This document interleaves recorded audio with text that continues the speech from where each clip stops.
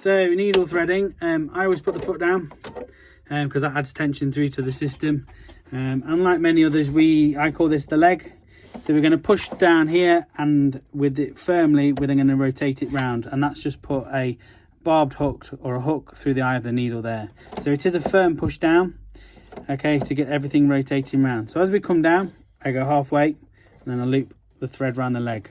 Firm push, and then we're going to get the thread and take it into the groove, and then up at the back. That's just taken the thread up to, so now it's resting against the hook. As I lift my left finger up, you'll see it going up there.